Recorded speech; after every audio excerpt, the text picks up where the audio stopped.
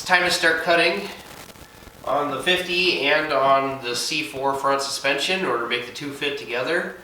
And I've been back and forth quite a bit on the plans, as I talked about in some of the previous videos, but I'm kind of narrowing in on what I want to do. The key design features we got to work around are the fact that this frame is too narrow to fit our suspension and even the LT1 engine, because I believe the exhaust is going to interfere with the frame on each side. However, I don't want to go back far enough that I start having to mess with body mounts and other things. The next design limitation is the steering rack position. I don't want to mess with the suspension geometry because that was the biggest problem with the 50 already. And especially this power steering line here is going to limit where we can position it based on the balancer. You kind of see from these marks where the balancer was, there was only about 3/4 of an inch of clearance. So we're going to need to come up and go forward with the engine, and to minimize how much we have to move it, it basically needs to go from being in front of this balancer to tucking it in this window underneath the crank between the balancer and the oil pan. Some rough math puts this at around 4 inches forward, and I think I can get away with as little as 2 inches up. These motor mounts are definitely not going to work anymore. And the steering shouldn't be an issue because it's actually Corvette. It was kind of laying in here sort of like that. It's definitely going to have to be a much steeper angle up in the 50 just because of our, axle center line to firewall. It ends up being a lot steeper angle, which is actually going to benefit us here because we're more likely to end up with not needing all of this clearance in here, as well as it keeping it away from the motor mount.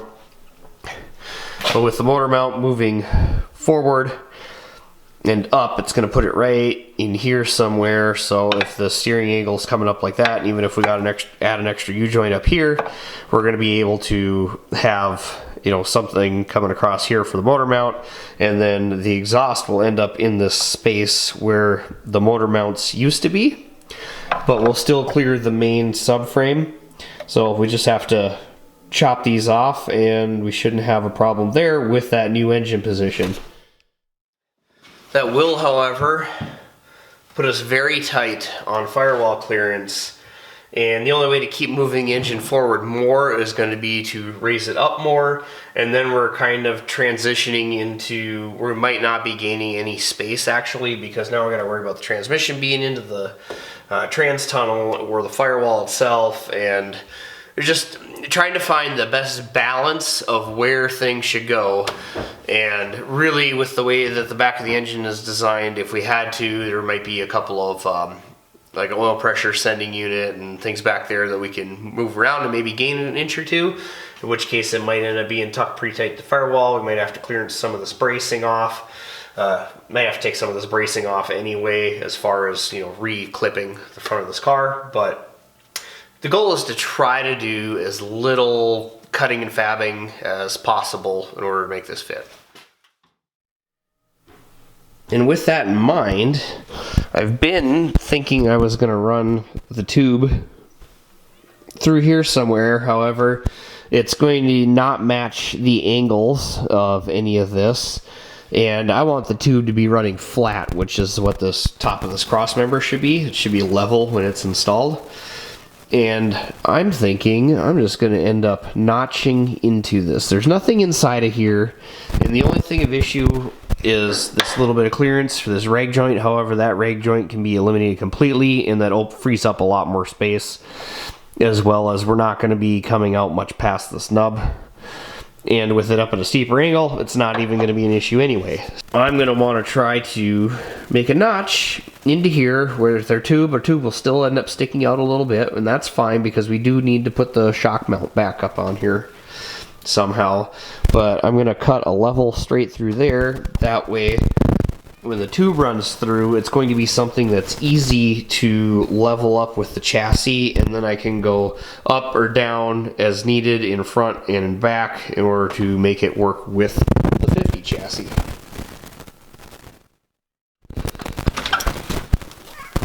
What? You know it's winter out there.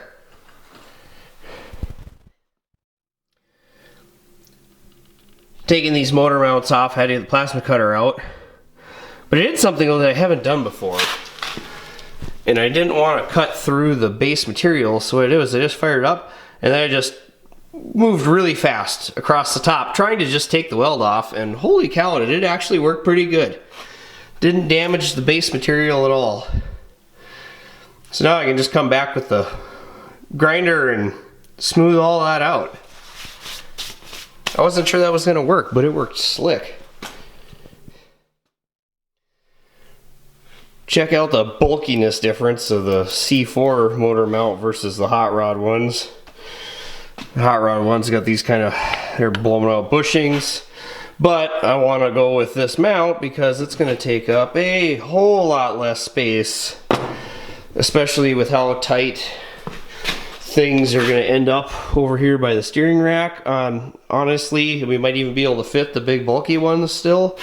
It's just going to be way easier for fab and being able to see what the heck is going on when I'm trying to position the engine. Here's a quick mock-up just to kind of see where everything lines up. The very obvious thing is that the sway bar is going to have to move, which not that big a deal. I mean, the way the end links are, like this is for sure going to come up right into that balancer as soon as we compress the suspension, so I'm going to remove that. And if we got to move it forward and have a little angle in the end links, not that big a deal. I could always remake a new end link that's got some offset, or we could build something that comes off to put it out farther, but really for what this car is going to be doing, it's nothing heavy performance. Just having a sway bar is going to be better than nothing. And like I've done on the race car before, this could always go down underneath and hook off the bottom of the arm as well. So we have plenty of options. That's the least of my worries. I would like to get a little bit lower yet as far as where the location is going to be between that rack and the crank. However, this power steering is a hard line that goes underneath and across, so I will have to remove that in order to give myself a little more clearance in there. The exhaust isn't looking too bad. It might get pretty tight. I can probably go out in the driveway and check that bend radius and see whether or not we're gonna have problems going lower yet. Because if I'm gonna have too much problem with that, we're either gonna have to put headers on, which kinda really don't wanna do because, like I said, this is not a performance thing. So as much more stock stuff as a bolt up, great. We might be able to clearance a little bit if need be, but the way it's looking, that's probably not going to be the best option. So I'll check that clearance before getting too far along, because if I want to keep the engine up this high, then that might change the plan of attack here a little. This is looking like the spot. I was able to get it a little bit lower in there.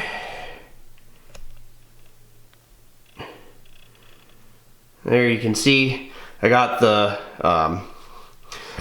power steering line out of the way a little bit with a little bit of mechanical persuasion. But actually it rotates, Actually it rotates up here, so I was able to twist that fitting a little bit and pull this in.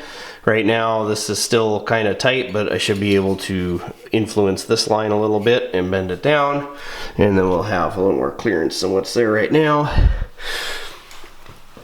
Looks like we still got plenty of clearance for the steering shaft.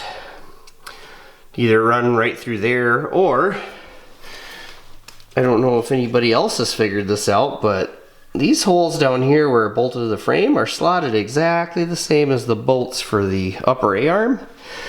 Makes me think GM built in some cheaty little camber gains just by moving the arm mount down. I mean, that's a pretty good drop too, so I guess depending on where you end up with ride height for different things, like in particular, if this chassis is lighter than the Corvette, which it very well might be, we might not get enough compression out here to get into a good camber gain window, in which case I can unbolt those, put them down. I might do it anyway just for a little bit of extra performance. reasons, in which case I can probably chop off the top 2 inches of this mount, which make all kinds of room for sending a steering shaft through there if need be.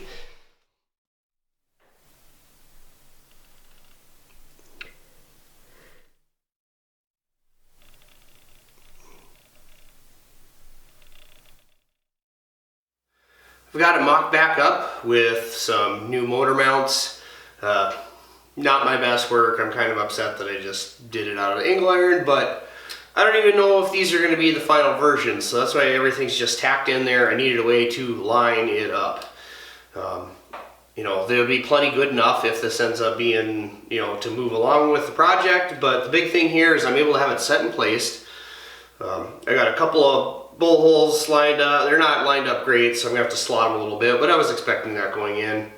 Right now, just the way it's sitting, we're kind of averaged out with the bolt holes that were there. I'm about 3/8 of an inch offset to the passenger side.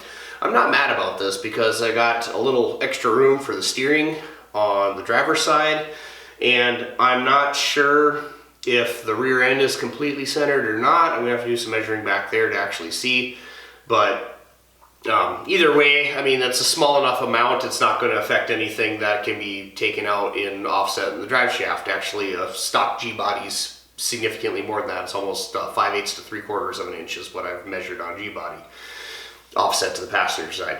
We got good positioning front and rear for clearance to that rack. We got right about where I want it to end up height-wise too on the front. It'll come down a little bit more if I go with these rubber bushings, otherwise I'll make some out of Delrin to be a little more solid, but still have a little bit of not being completely solid in there. Yeah, at this point I need to pull this back off, get the motor mount slot a little bit to where I want them to be, and I don't need to do any front and rear. I just need to oversize the holes that are there a little bit and then add a little bit of slot so I got some side-to-side movement. Just in case I'm going to need that. But at this point, now everything is set up to where I know the engine position relative to the subframe, and I can start planning my frame rails around this. This is the part that really sucks about trying to mate these two things together, is I can't tell what ride height is going to be on the C4 suspension because I didn't have a whole car to start with, and I don't know what the weight differences are going to be on the front axle compared to the two chassis. Basically winding up where I'm going to just have to just cut it and move on with life, get all that out of the way. I was trying to figure out where to mark this to cut so that I could have a nice level tube in the front, but that is not going to happen. Largely because of the height I need to clear the steering, and planning on this needing to drop down into those holes, so that loses 2 inches and basically forces me to follow that angle. Was trying to mark this really nice, and then eventually just gave up and slapped a 2x4 on there and scribed it with using the bottom to line it up. And that's getting me in the ballpark at least. And then from that was to get the top line, and then measured down 3 inches, marked the bottom line, so that'll be my 2 cuts. I'll notch it in, and then we'll be able to stick the tube in there. I'm probably going to have a bend immediately here, and I might even have to go back up to get to the stock frame on the 50. I was originally thinking that all of this was going to end up higher, you know, like taller than the original frame, like up here. However, it's kind of looking like it's going to come out below that based on what I'm having to guess where ride height's going to be with the C4 suspension. The real crappy part is that I can't even put it under here and put the weight on it until I have a frame kind of welded on, because there's nowhere to really support any weight, and still have it attached, you know, with the stock frame, because stock frame is narrower than what I need to do for the C4, and then I'm notching into that tower just to be able to make it as narrow as possible on the C4 setup to try to match up with the frame rails at the back. at this point I just need to cut and figure it out.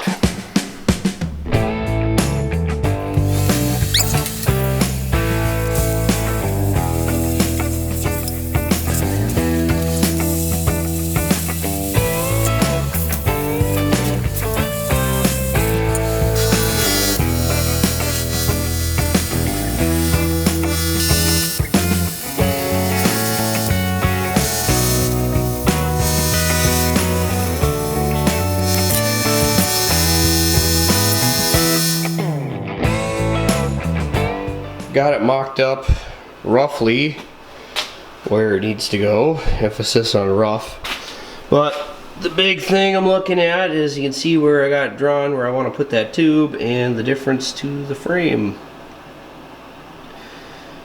And where that's going to work out for ride height is, I'm expecting this tire is going to go up relative to the subframe about 5 inches to be ride height-ish. And then we've got about another inch that the body should come down relative, and I would have ended up at like a 2-inch gap at the wheel because we want to be a little bit higher ride height. And that was where the math was looking out to end up with the tire relative base at the same as what it was. However, that is a huge mismatch on the relativeness of the frame. So it's probably looking more like to try to make it easy and come straight out of the frame, go into the tilt, and then level it back out, because I really can't send that frame straight through that, anywhere near that upper control arm, because we got the exhaust manifold in the way, the upper control arm in the way, and the steering and all that stuff. Probably gonna have to just raise the frame up, or subframe up, even more relative to the frame, and probably end up with a 2-inch tuck on the tire in the front, and see where the ride height just happens to come out. I'm kind of at the point of just, that's where the frame needs to go and where I'm going to have to end up. I started marking out my cuts like I had done on the tube chassis build, where I could cut and bend and have a nice smooth big radius curve on the outside. However, I only need a 16-degree angle, and that's kind of tight, so I'm just going to do a sharp fold. So basically, instead of having a radius on the outside edge, it'll be an angle. And to do that, I'm going to set it up at my pivot point here with the speed square, and I'm going to rotate it to 8 degrees. Mark a line. Flip sides. Line up with where that's going to hit the edge of the tube. Turn it to 8 degrees. And mark it. And then that's going to get me my 16-degree bend by cutting this V out of the center. And what that's going to do, by doing half and half, that's going to make sure that this inside edge lines up as well after the fold.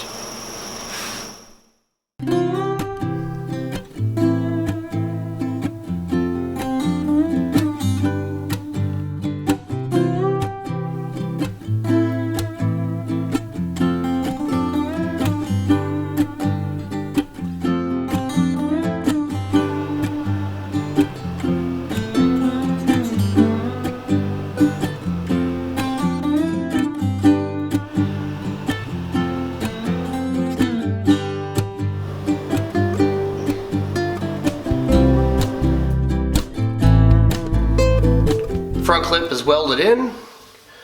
Got everything gusseted and braced in the back. It should be plenty strong for what this is going to be doing, which is just street use. If I was racing with it, I'd probably add a couple more fish plates, but might even still do that on the outside, but we'll wait till I got the rest of the stuff in here and make sure I got clearance on everything and figure out what I'm doing with the rest of it, because I'm going to have to tie some other things in also. Right now I'm thinking I'm going to eliminate the underfloor brake master cylinder and go with the Corvette one up on the firewall somewhere, which means I have to change the whole pedal assembly. Big part of that is I was trying to save this factory style of the frame, and then realized just now after getting the front clip in that if I want to reuse the Corvette exhaust, the catalytic converters and exhaust pipes are going to want to run right there. Now, I could just use the flanges coming off of the engine, but then I got to build a whole exhaust, versus if I use the Corvette stuff, it'll get me almost to the rear axle. Don't mind how the tire is forward in the wheel well. I was measuring back to the rear axle, the check wheelbase, and it was like 3/8 to half an inch off side to side. I knew it needed to be 1/16. This shot for where I was expecting it to be, and measuring off of the frame. I could get everything to measure nice off of the frame. As soon as I tried to involve body panels and other things, it didn't match up. The wheel well openings side to side I don't think match. From the door jamb up to wheel center line I can get to match, but it's just kind of a matter of what to do, and I was literally shouting at myself while trying to pick things better out. I was like, trust the frame, trust the frame, trust the frame, because that was what kept repeating. And that was where it looked square, it measured square, but then the body panels would be saying it's horribly off, kind of a thing. Like even this fender right now needs to be like in like that to sit properly and match the other side. And that's just a matter of, because I don't have the radiator core support and stuff in there, it's not holding it in place. The other thing is this is at full droop, so as this compresses, it's going to be pulling back and centering up in the wheel well quite a bit more. But with measuring the wheel base from the front to the back, I don't think this wheel is actually centered in the wheel well anyway. I probably should have checked it before I took the front suspension off, but these marks are center of the opening, not center of where the wheelbase should be. But I am confident that the clip is in the chassis, centered and square. I was able to check front to back measurements in a couple of places, and I was able to go across from the same points up to the front of the frame rails, because I cut the two frame rails identical and put them in place identical, and just everything kept matching when I was going off of the frame. So I'm confident that it's in and it's square, and then we can move on from here.